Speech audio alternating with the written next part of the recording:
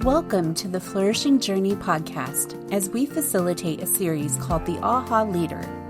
This series is dedicated to school leaders who are courageous enough to look in the mirror and curious enough to keep growing. Every leader has blind spots, those unseen areas that quietly shape our decisions, influence our teams, and affect our school culture in ways we don't always realize. Yet awareness brings clarity, and clarity brings growth. In each episode, we'll uncover common leadership blind spots, those hidden habits, assumptions, and patterns that may be holding us back. Together, we'll turn those blind spots into aha moments that lead to greater wisdom, stronger teams, and more flourishing schools. I'm your host, Rachael Jones, as I collaborate with Dr. Edward Bunn by inviting you to lean in, look deeper, and lead with fresh vision. Hello, flourishing practitioners. Welcome to the 5th episode of a 9-episode leader series on recognizing blind spots and making appropriate adjustments. Today's episode is called Neglecting Middle Leaders, where we discuss ways to recognize the crucial role that middle leaders serve as the bridge between upper-level leadership and staff. Hello again, Edward. Well, hello, Rachel, and hello, listeners. I really look forward to diving into another great leadership topic today. Yes, it's hard to believe we're already halfway through this series, and I'm really excited to keep building on what we've talked about so far. So, to start this next part of the conversation, let's focus in on middle leaders. Middle leaders often carry the weight of both implementing direction and supporting their teams. Why do you think their voices sometimes get overlooked? Hmm. I think middle leaders live in what I call the tension of the middle, that middle child syndrome. They're close enough to teachers and students, the day to day, to understand those daily realities. But I'd also say they're close enough to senior leadership to carry the organization's vision forward. And so that dual position, I think, is powerful. It's even strategic, but it also can be isolating. And what I mean by that is, their voices, if not careful, may get overlooked because, schools, like many organizations, they tend to focus communication vertically rather than collaboratively. And senior leaders, set vision, set strategies, teachers execute, and the middle sometimes becomes a conduit rather than a key contributor. And so what this looks like over time is that dynamic can unintentionally silence some of the most valuable insights in the building. Because for me, middle leaders see both the vision and the strategy, but also the practical sides. And for me, the irony also is that, these leaders often have the clearest view of how vision becomes reality. So when their input isn't intentionally sought, we lose not only perspective, but I'd say we also lose innovation. Listening to middle leaders isn't about courtesy, it's about intelligence. They hold the feedback loops that make any change, I think, sustainable. Wow. Yeah, great, great perspective there. And you brought up communication.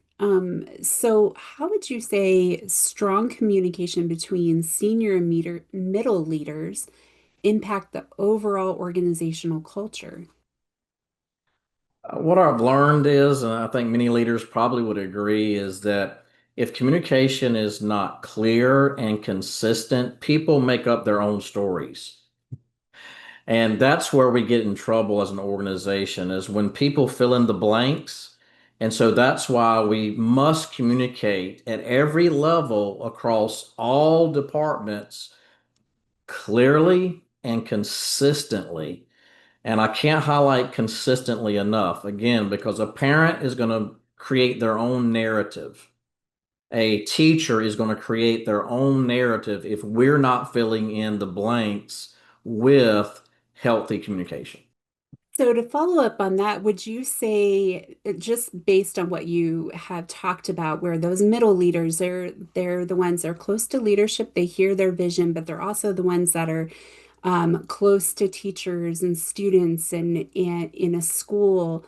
Would you say that they are really important in carrying out and communicating the vision from upper level leadership to the rest of the school and to those that make up a school, that they're really that Yeah, bridge that we've yeah, talked about. absolutely. I think visually sometimes, and as you were, describing that, unpacking that question, if you will, I think of plumbing, excuse my, but it's a silly example, but I think it's a powerful one, is that most of the time, if something happens with your pipes or plumbing, it's in one of those connectors, right? So just say it's a 90 degree and that connector. It's usually if it breaks, that's where it's going to break. That's where the issue is going to be. I believe that the middle leaders are those connectors and they connect vision and strategy again back to the day to day. They connect, upper leadership thinking with the day to day teacher implementation. And so I think middle leaders are more critical than sometimes they're given credit for because they serve as those connectors. So if the connector is broken, then I think the organization need to take a good look. Well, that's a great analogy. I don't know much about plumbing, but that made sense to me. So I'll take your word for it on the plumbing part. But yeah, great analogy about them being connectors. So, what are some examples you've seen of middle leaders actually thriving, and what can we learn from those examples?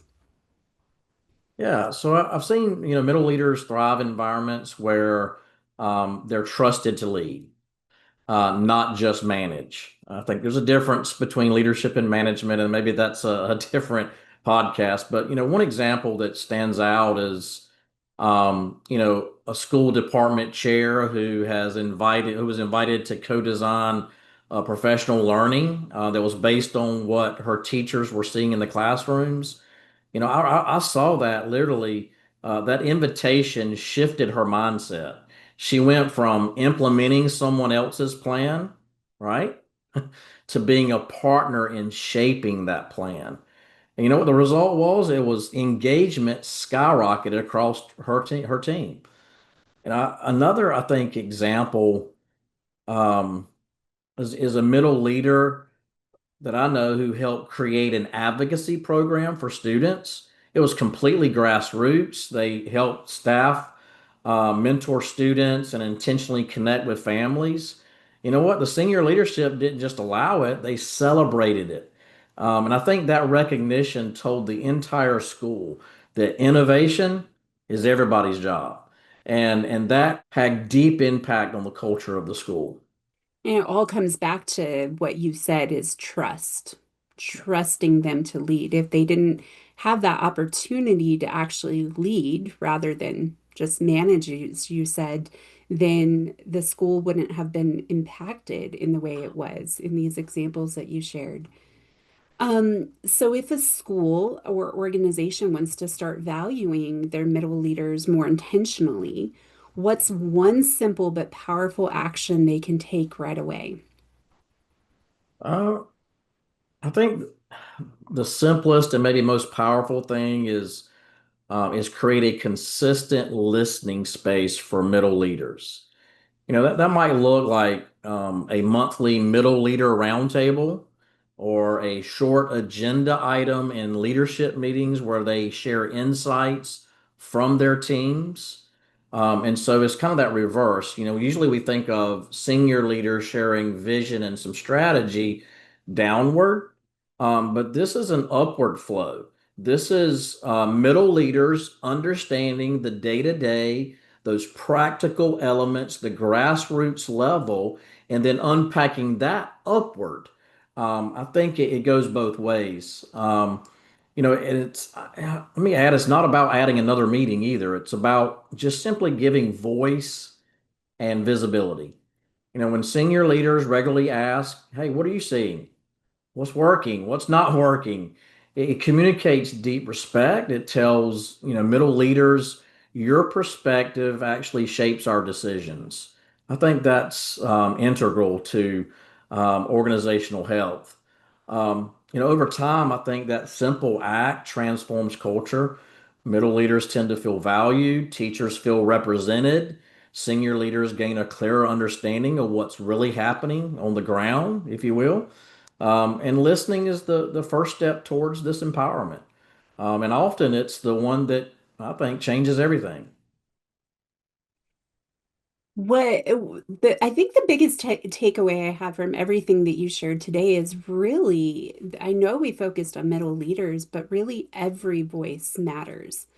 And just it doesn't matter the role they have in a school, whether they're in upper level leadership, they're in that middle leadership, like you said, or they're support staff. They're the person who's at the front desk welcoming people into the school and answering the phone. They are important. And we can just really be a stronger, like you said, transform culture in an organization if we realize that every voice in that school matters or in our Absolutely. I organization. couldn't agree more.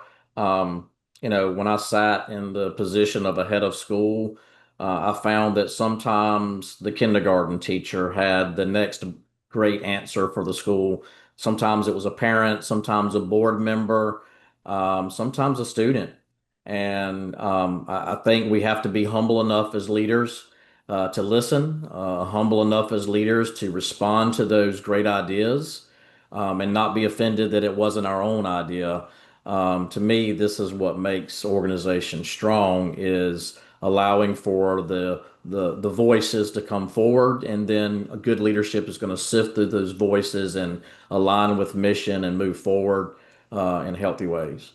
Great reminders. I know we could spend more time talking on this subject, but that wraps this episode. So thank you again, Edward, for journeying with us today around the importance of recognizing the critical role that middle leaders serve.